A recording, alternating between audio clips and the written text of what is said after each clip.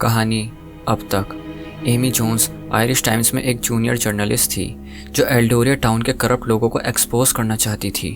एक रात एमी को एक अनोनिमस लेटर मिला जिसमें उसे एक बहुत बड़ी लीड मिली थी। एमी ने अपने दोस्त डेरियस के साथ बैठ के डार्क वेब को सर्फ करना शुरू किया जैसे कि उस लेटर में लिखा था। डार्क वेब की एक वेबसाइट पर उन्हें वो मिला जिसकी उन्हें तलाश थी। वहाँ पर उन्हें उस आयरलैंड के करप्ट गवर्नर की वीडियो मिली जिसमें वो ड्रग्स कर रहा था और उसने एक हॉस्टेज को जान से मार दिया था। एमी ये दुनिया को दिखाना चाहती थी। उसने रात में ही एक रिपोर्ट तैयार कर ली। उसी रात डेरियस के मना करने के बावजूद एमी डार्क वेब को दोबारा सर्व करने लगती है। तभी उसे रेड रूम का लिंक आता है। अब आगे।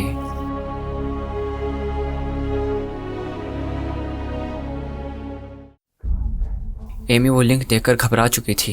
रेड रूम का लिंक आना इतना खौफनाक नहीं था जितना कि डार्क वेब पे उसका नाम आना था। जिसने भी वो लिंक सेंड किया था उसे एमी की आइडेंटिटी पता थी, इवन दो वो टॉर ब्राउज़र के साथ VPN का भी इस्तेमाल कर रही थी। तो इससे तो एमी को एकदम इनक्रिप्टेड नेटवर्क मिलना चाहिए, लेकिन फिर ये कैसे पॉसिबल था। एमी ने खौफ में आके डार्क वेब को बंद कर दिया। वो डेरियस को कॉल करना चाहती थी, उसे ये बताना चाहती थी, लेकिन उसने सोचा कि अब डेरियस घर पहुंच के सो चुका होगा। वो खामखा डेरियस को परेशान नहीं करेगी, तो अपना डर दिल में ही लिए एमी सो जाती है। सुबह होती है। डेरियस ऑफिस की लॉबी में खड़े होकर एमी का वेट कर रहा था। एमी लगभग 10 मिनट बाद आती है। डेरियस कहता है यू आर लेट। एमी कहती है कि मैं थोड़ा ज़्यादा सो गई उसी रिपोर्ट की वजह से। ये कह के दोनों एलिवेटर की तरफ जाने लगते हैं। एमी ने अभी रेड रूम वाली बात डेरियस को नहीं बताई थी। एलिवेटर में डेरियस पूछता है कि क्या तुम्हारी रिपोर्ट तैयार है। एमी अपने लैपटॉप की तरफ इशारा करती है और कहती है कि सब रेडी है, बस हमें कार्लोस को ये रिपोर्ट पब्लिक करने के लिए मनाना है। कार्लोस जैक जो द आयरिश टाइम्स न्यूज़पेपर में एक सीनियर जर्नलिस्ट था और काफ़ी फेमस भी। कार्लोस अपने ब्रेकिंग आर्टिकल्स के लिए जाना चाहता था, तो एमी एंड डेरियस ने सोचा कि कार्लोस ही सबसे सही आदमी रहेगा इस रिपोर्ट को पब्लिक करने के लिए। डेरियस कार्लोस के कैबिन में नॉक करता है। कार्लोस अंदर बैठ के अपने कंप्यूटर पर कुछ टाइप कर रहा था। कार्लोस आवाज़ लगाता है come in. Darius and Amy दोनों अंदर दाखिल होते हैं। कार्लोस कहता है to what do I owe the pleasure that you love birds are in my cabin in the fine morning. ये सुन के डेरियस और एमी काइंड ऑफ ब्लश करने लगते हैं। एमी कहती है कि Carlos we have something really important और तुम्हें इसे ज़रूर देखना चाहिए। कार्लोस पूछता है कि ये किस बारे में है।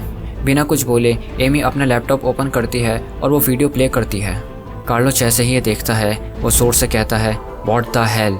वो सीट से खड़ा हो चुका था। परेशान हाल में पूछता है कि ये तुम्हें कहाँ से मिला, क्या ये वीडियो ऑथेंटिक है, वो मरने वाला इंसान कौन था। डेरियस कार्लोस से कहता है काम डाउन। यस ये वीडियो ऑथेंटिक है, हमें ये वीडियो डार्क वेब पर मिली थी। कार्लोस कंफ्यूज होकर पूछता है dark web, I don't understand. फिर एमी कार्लोस को सब बताना शुरू करती है कि कैसे उसे एक लेटर मिला, कैसे उस लेटर में डार्क वेब की एक वेबसाइट का डायरेक्शन था और लेटर भेजने वाले का नाम था द डायरेक्टर। कार्लोस पूछता है कि वो लेटर कहाँ से आया था। डेरियस कहता है कि हम नहीं जानते, लेटर अनोनिमस था, no address nothing at all, सिर्फ एक नाम था द डायरेक्टर। कार्लोस पूछता है कि अब तुम क्या करोगे। एमी कहती है कि इसीलिए हम तुम्हारे पास आए हैं, हम इस वीडियो को पब्लिक करना चाहते हैं, हम चाहते हैं कि पूरा आयरलैंड ये सच्चाई देखे। कार्लोस कहता है कि हैव यू गॉन मैड, अगर हमने ये न्यूज़ पब्लिक करी तो वो दिन हमारे न्यूज़पेपर का आखिरी दिन होगा। डेरियस कहता है कि कार्लोस पूरे आयरलैंड में सिर्फ हम ही हैं जो सच्ची न्यूज़ बेचते हैं, तो हमारा हर दिन आखिरी दिन होता है, लेकिन अगर हमने ये न्यूज़ पब्लिक कर दी तो वह उस गवर्नर की पार्टी का आखिरी दिन होगा। कार्लोस को अभी भी ये आइडिया डेंजरस लग रहा था। वो कहता है कि मैं चीफ से बात करने की कोशिश करूँगा। एमी और डेरियस दोनों बहुत खुश हो जाते हैं। कार्लोस पूछता है कि तुम्हें इस पर एक रिपोर्ट तैयार करनी होगी। एमी कहती है कि इट्स ऑलरेडी डन। कार्लोस कहता है कि मैं चीफ का अपॉइंटमेंट लेता हूँ, फिर हम तीनों उनके सामने ये मैटर रखेंगे। एमी और डेरियस दोनों राज़ी हो जाते हैं और ऑफिस से चले जाते हैं। घर जाते हुए एमी कुछ परेशान सी लग रही थी, तो डेरियस ने पूछा कि तुम खुश नहीं हो, जो तुम इतने टाइम से करना चाह रही थी वो अब होने जा रहा है, बुरे लोग जेल में जाने वाले हैं। एमी कहती है कि मैं खुश हूँ, लेकिन मुझे कुछ और परेशान कर रहा है। डेरियस पूछता है कि क्या। फिर एमी उसे पिछली रात के बारे में सब बताती है, about the red room link, about her name on the screen. Darius ये सुन के शॉक हो चुका था। वो कहता है कि तुमने मुझे ये पहले क्यों नहीं बताया। I told you not to serve that web again, it is dangerous.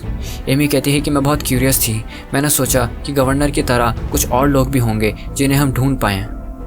Darius कहता है कि अब सब छोड़ो, हम उस वेबसाइट पर कभी नहीं जाएंगे। और ये रेड रूम क्या होता है। एमी कहती है कि मैंने रात ही में उस रेड रूम के बारे में रिसर्च की थी। फिर एमी रेड रूम के बारे में डेरियस को बताती है। डेरियस काफ़ी डिस्टर्ब हो चुका था। एमी कहती है कि मैं रेड रूम देखना चाहती हूँ। डेरियस कहता है, हैव यू गॉन मैड? जिस चीज़ से तुम सबसे ज़्यादा डिस्टर्ब हो तुम वही देखना चाहती हो? एमी कहती है कि हो सकता है हमें वहाँ भी कुछ सुराग मिल जाए। डेरियस सोचता है कि एमी गलत नहीं है, वहाँ पर बहुत कुछ मिल सकता है। तो डेरियस ना चाहते हुए भी रेड रूम एक्सप्लोर करने के लिए तैयार हो चुका था। अगर आपको यहाँ तक वीडियो पसंद आ रही है तो मेक श्योर यू सब्सक्राइब। दोपहर के 4 बज रहे थे।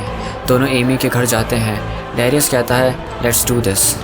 एमी और डेरियस दोनों लिविंग रूम में बैठते हैं और डार्क वेब एक्सेस करते हैं और हर्ट टू द कोर पे वापस जाते हैं। वहीं पे एडमिन विंडो के साथ रेड रूम का एक पॉपअप आ रहा था। एमी उस पर क्लिक करती है। एक न्यू विंडो ओपन होती है। उसका इंटरफेस काफ़ी अजीब सा था। वहाँ पे एक टेक्स्ट लाइन लिखी थी, पे टू गेट फन। डेरियस कहता है कि शायद ये फ्री नहीं है, हमें पे करना होगा। एमी वहाँ पे क्लिक करती है। वहाँ पे कुछ डिटेल्स डालनी थी और पेमेंट मोड बैंक ट्रांसफ़र नहीं था, सिर्फ क्रिप्टो करेंसी से ही पे किया जा सकता था।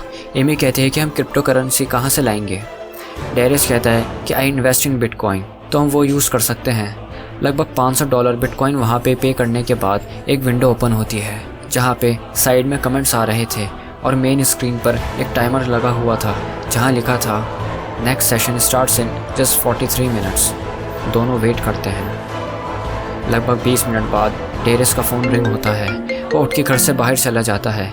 एमी अभी भी स्क्रीन को देखती रहती है, waiting for the time to go off. Darius वापस आता है और कहता है कि हमें अपॉइंटमेंट मिल गया है। कार्लोस का कॉल था। ही सेज कि हमें 20 मिनट में वहाँ पहुँचना है और अपनी रिपोर्ट चीफ के सामने प्रेजेंट करनी है। एमी कहती है कि अभी कैसे, अभी तो रेड रूम शुरू होने वाला है। डेरियस कहता है कि हम एक काम करते हैं, मैं जाकर कार्लोस के साथ रिपोर्ट प्रेजेंट करता हूँ और तुम यहाँ पे देखो, शायद कुछ सुराग मिले। एमी डेरियस को रिपोर्ट वाली पेन ड्राइव दे देती है और डेरियस निकल जाता है।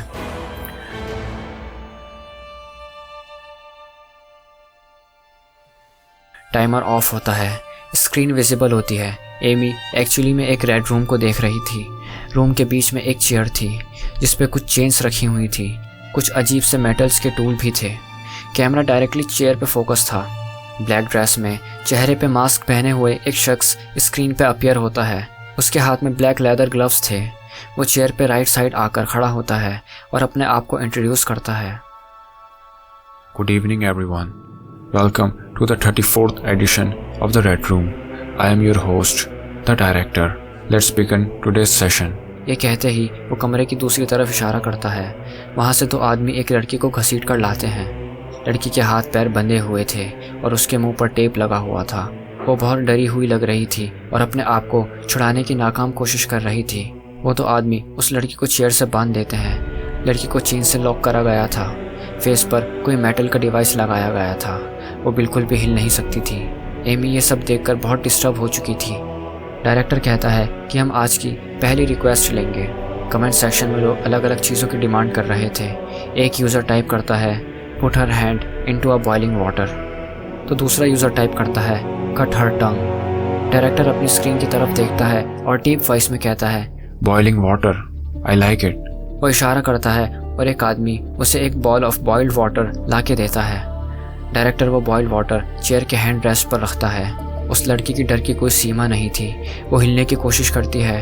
डायरेक्टर तभी उसका हाथ लेता है और उस हॉट बाउल में डाल देता है।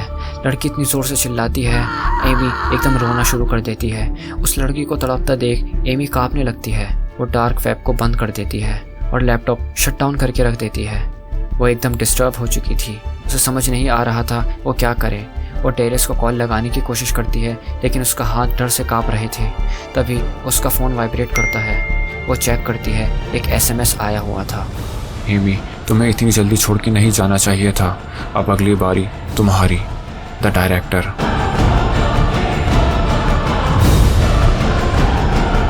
Okay people, this was the second episode of the trilogy.